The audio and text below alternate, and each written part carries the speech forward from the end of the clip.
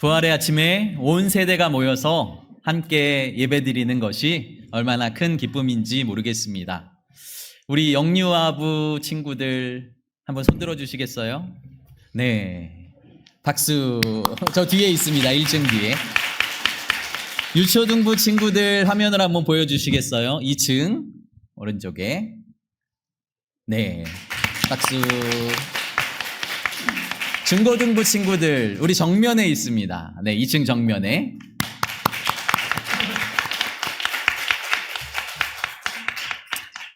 잠시 후에 우리 교육부 친구들 다 나와서 함께 축복하는 시간을 갖고자 합니다. 우리는 매년 부활절을 맞이합니다. 매년 부활절을 맞이하기 때문에 어떤 사람에게는 이 부활절이 큰 의미이기도 하지만 그냥 지나가는 형식적인 시간이기도 합니다. 제가 오늘 부활절 설교를 하기에 앞서 영상 하나를 보여드리고 싶습니다. 부활절 영상인데요. 올해 부활절에 맞춰서 부활, 그 소망이라는 영화를 기독교인 감독과 기독교인 배우들 그리고 간증을 하는 사람들을 통해서 다큐멘터리로 이렇게 개봉한 영화인데요. 그 영화의 예고편, 네, 그것을 보여드리고 싶습니다. 우리 영상 틀어주시고, 네, 앞에 불도 꺼주시면 좋을 것 같습니다. 잠시의 시간이 더 필요하다고 합니다. 부활하면 저는 죽음하고 연관되어야 한다고 생각해요. 예수 그리스도의 죽음을 깊이 묵상한 사람만이 이 부활이 진짜 기쁨이 되고 진짜 은혜가 될 수 있다라고 생각합니다. 그 죽음을 한번 생각하시면서 우리 예고편 영상을 잠시 보도록 하겠습니다.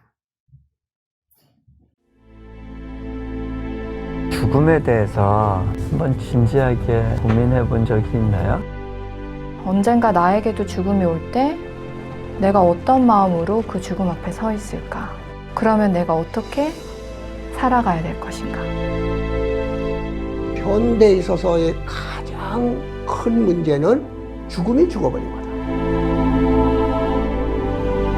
이 사람들이 생각하는 삶하고 죽음하고 경계를 한번 좀 볼 수 있는 공간인 것 같아요. Come here to spend their last days because they believe if they will die in the city, then they can achieve the moksha, which is salvation.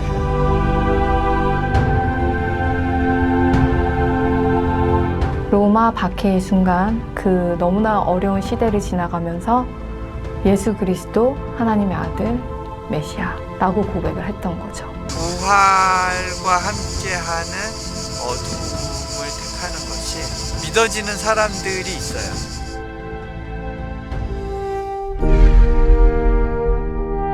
당시 제 상태는 허리, 가슴, 척추, 골반 쪽에 뼛속까지 암이 이미 퍼져 있었고 어떻게 나한테 이런 일이 있지? 나는 그러면 죽는 거야? 살고 싶지 않다. 전화가 와서 저한테 우리 교회 사람들을 위해서 축복이 돼주고 있어. 기도를 시작했어 한 타이밍부터 제가 부작용이 없어진 거예요. 내가 아직 암에 걸린 게 문제가 아니라 내 영혼이 완전히 죽어 있었구나라는 걸 알게 됐거든요. 야, 내가 암에 안 걸렸으면 어쩔 뻔했어? 암은 이제 봤더니 선물이었어. 죽음은 희망이구나. 그럴 수 있다. 아플 수도 있고 가는 과정이 고통스러울 수도 있고 근데 고통 없는 부활은 존재하지 않는다는 것이죠. 상은 이게 부활의 증거인데 오늘날 우리 사회에서는 이 상흔을 가진 교회, 상흔을 가진 성직자, 또 상흔을 가진 신앙 하는 사람이 한 보기 드물다. 나에게도 이 상흔이 없다.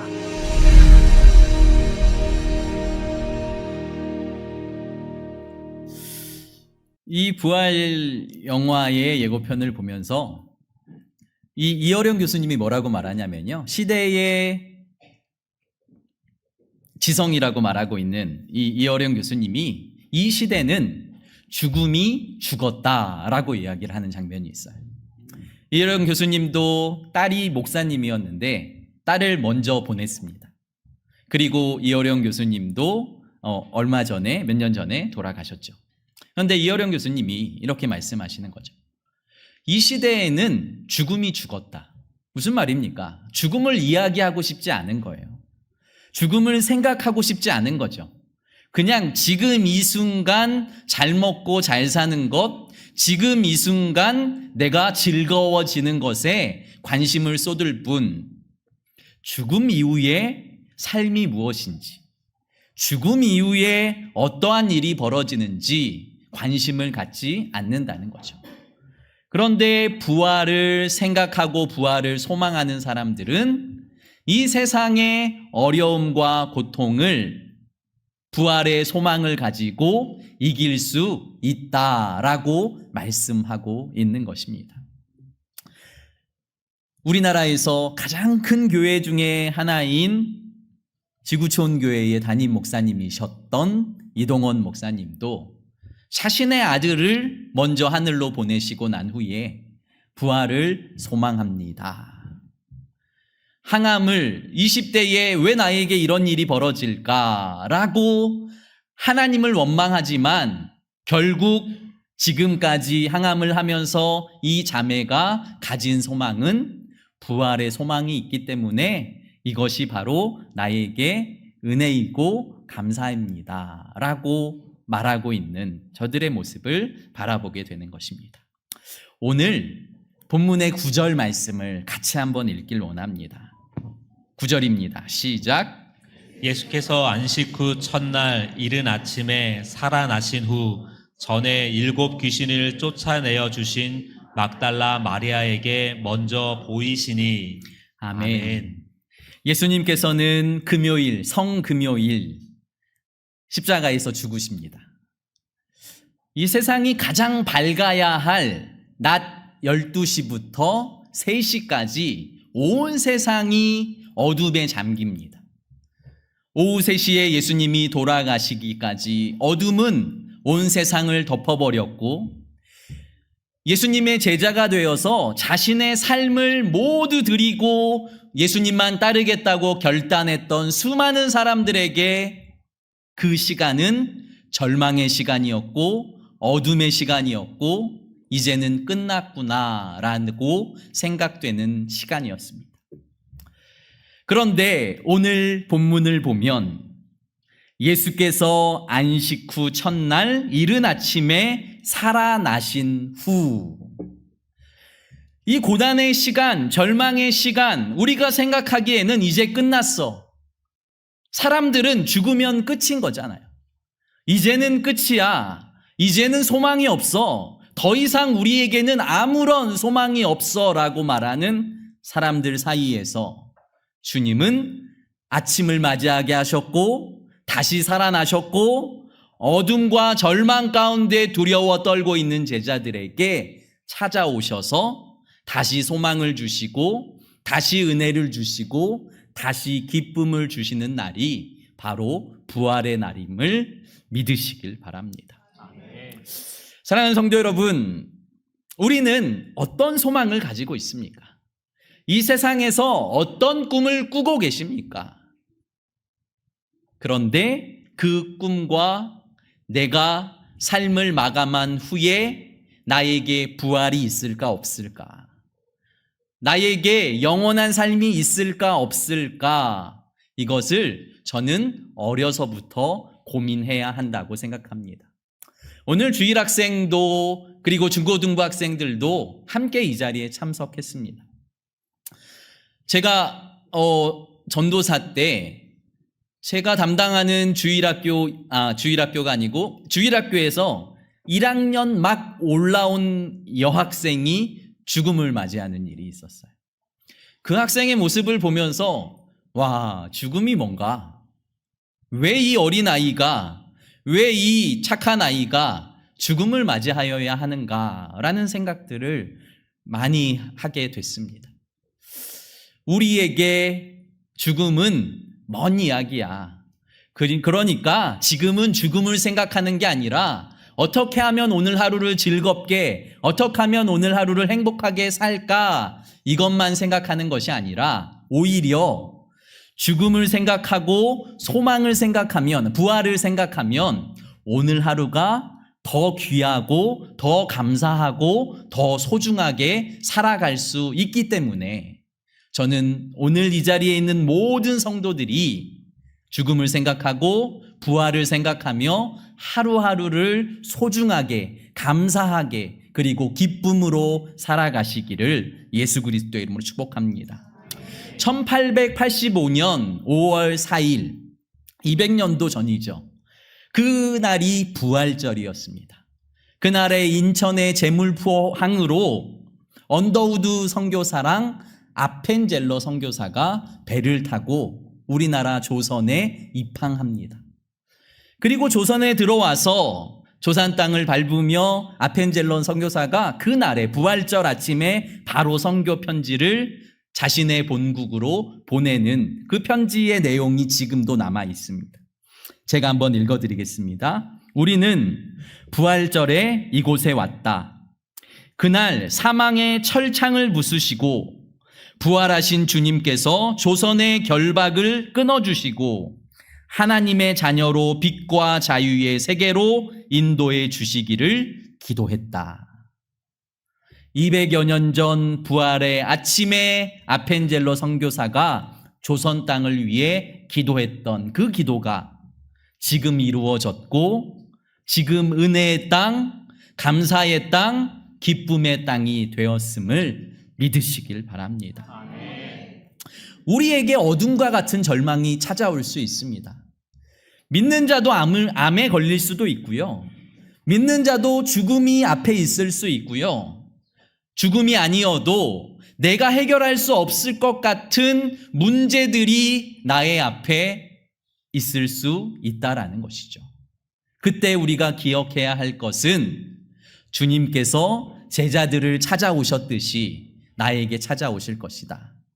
이 죽음이 끝이 아니라, 이 절망이 끝이 아니라, 이 어둠이 끝이 아니라, 이 어둠을 뚫고 일어나신 주님, 이 어둠을 깨고 부활하신 주님께서 나의 인생의 빛을, 나의 인생의 소망을, 나의 인생의 구원의 날을 맞이하게 하실 것이다 라고 소망하시며 여러분들의 어려움과 고난의 시간을 잘 이겨내시기를 예수 그리스도의 이름으로 축복합니다.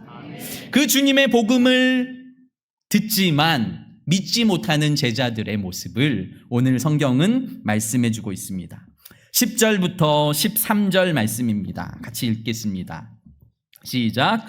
마리아가 가서 예수와 함께하던 사람들이 슬퍼하며 울고 있는 중에 이 일을 알림해 그들은 예수께서 살아나셨다는 것과 마리아에게 보이셨다는 것을 듣고도 믿지 아니하니라. 그 후에 그들 중 두 사람이 걸어서 시골로 갈 때에 예수께서 다른 모양으로 그들에게 나타나시니 두 사람이 가서 남은 제자들에게 알리었으되 역시 믿지 아니하니라. 아멘. 부활하신 예수님이 그 굴에 찾아온, 그 무덤에 찾아온 여인들에게 나타나십니다. 마리아가 제자들에게 달려가서 그 소식을 전하는데 오늘 11절은 듣고도 믿지 아니하니라 라고 기록하고 있습니다. 또 예수님은 엠마오로 가는 두 제자에게 나타나십니다. 예수님인 줄 깨닫고 저들이 다시 제자들에게 달려가죠. 그리고 다시 예수님이 살아나셨다고 전해요. 그런데 오늘 14절에도 역시 믿지 아니하니라 라고 기록하고 있습니다. 마음에 어두움과 두려움과 근심이 가득하면 빛이 보이지 않을 수 있다는 거죠. 말씀이 들리지 않을 수 있다라는 것입니다.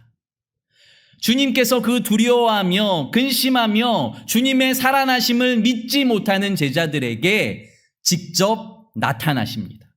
14절 말씀 같이 한번 읽겠습니다. 14절 말씀입니다. 시작. 그 후에 11 제자가 음식 먹을 때에 예수께서 그들에게 나타나사 그들의 믿음 없는 것과 마음이 완악한 것을 꾸짖으시니 이는 자기가 살아난 것을 본 자들의 말을 믿지 아니함일러라. 아멘. 예수께서 11제자가 모인 그 자리에 나타나셔요. 그리고 제자들을 꾸짖으시며 말씀하십니다. 왜 믿음이 없냐고, 왜 마음이 굳어졌냐고. 두려움이 저들의 마음을 딱딱하게 해서 복음이 들어갈 자리를 없게 만들었습니다. 사랑하는 성도 여러분, 똑같은 복음을 듣고 똑같이 주님이 살아나셨다고 증거되고 있지만, 그 말씀을 똑같이 읽고 묵상하는 사람들이 있지만, 그 말씀을 진짜 믿고 순종하는 삶으로 연결하는 사람이 얼마나 있을까라는 의문을 갖게 되는 것이죠. 사랑하는 성도 여러분, 우리는 마음을 부드럽게 해야 합니다. 그리고 말씀을 가까이 해야 합니다. 주의 말씀이 들릴 때에 하나님, 나의 말씀을 부드럽게 하셔서 그 말씀이 심겨지게 하시고 믿어지게 하시고 열매 맺게 해주십시오 라고 믿음으로 고백하시는 성도 여러분들이 되시기를 예수 그리스도의 이름으로 축복합니다. 그 믿지 못하는 제자들에게 누가복음 24장 6절 7절에 천사들은 또 이런 말을 합니다. 함께 읽어볼까요? 여기 계시지 않고 살아나셨느니라. 갈릴리에 계실 때에 너희에게 어떻게 말씀하셨는지를 기억하라. 이르시기를 인자가 죄인의 손에 넘겨져 십자가에 못 박히고 제3일에 다시 살아나야 하리라 하셨느니라 한데. 아멘. 아멘. 제자들은 예수님과 3년을 함께 했습니다. 함께 먹고 마시고 함께 주님의 말씀을 듣고 주님의 기적들을 체험하고 경험하고 수많은 주님을 바라본 사람들. 그런데 주님을 믿지 못하는 거예요. 살아나신 주님을. 그러니까 주님께서 천사들이 그들에게 말하는 것이 갈릴리에서 주님이 하신 말씀을 기억해내라. 너희들이 수많은 말을 들었지만 그 말씀을 기억해내지 못하는 것, 절망 가운데, 두려움 가운데, 어둠 가운데 말씀이 소망이 되고 말씀이 빛이 되고 말씀이 구원이 되어야 하는데 그 말씀을 전혀 떠올리지 못하고 절망하고 있는 저들을 향해서 말씀을 떠올려라. 말씀이 뭐라고 하셨냐? 주님께서는 제자들에게 한 번이 아니라 여러 번 죽음과 부활에 관해서 말씀하셨어요. 7절 말씀해 보시면 죄인의 손에 넘겨져 십자가에 못 박히고 제3일에 다시 살아나리라 하리라 하셨느니라. 이 말씀을 제자들은 여러 번 반복해서 들었지만 그들의 마음에는 그 말씀이 믿음으로, 그 말씀이 실제로 심겨지지 않았던 것이죠. 사랑하는 성도 여러분, 여러분들의 마음 가운데, 여러분들의 심령 가운데 말씀이 믿음으로 잘 심겨지기를 예수 그리스도의 이름으로 축복합니다. 그럴 때만 주님이 살아계심을, 그때만 주님께서 나의 구원자 되심을, 그런 분들에게 주님의 구원이 실제가 되기 때문입니다. 주님께서 믿는 자들에게 어떤 일이 벌어지실 건지 말씀합니다. 제자들에게 너희들 왜 믿지 못하냐? 믿기만 하면 이런 일이 벌어질 거야 라고 말씀을 하세요. 15절 말씀입니다. 같이 읽겠습니다. 시작. 또 이르시되 너희는 온 천하에 다니며 만민에게 복음을 전파하라. 아멘. 아멘. 예수님을 버리고 다 떠난 제자들이 모인 가운데 다시 찾아오셔서 주님은 다시 사명을 주시는 거죠. 너희들은 온 천하에 다니며 복음을 전파하라. 예수님을 떠나고 예수님을 버리고 예수님을 모른다고 한 베드로에게도 찾아오셔서 내 양을 쳐라, 내 양을 먹여라, 내 양을 쳐라. 다시 소명을 허락하신, 다시 사명을 허락하신 주님이 제자들에게 다시 사명을 주셔요. 우리에게도 말씀하십니다. 너희가 부활을 믿는다면 온 천하에 다니며 복음을 증거하라. 어떤 복음입니까? 16절에 나와 있습니다. 함께 읽겠습니다. 16절 시작. 믿고 세례를 받는 사람은 구원을 얻을 것이요 믿지 않는 사람은 정죄를 받으리라. 아멘. 너무나 간단하고 선명한 복음입니다. 믿으면 구원받을 것이고요. 믿지 않으면 정죄가 있습니다. 심판이 있을 것입니다. 라고 전하라는 거예요.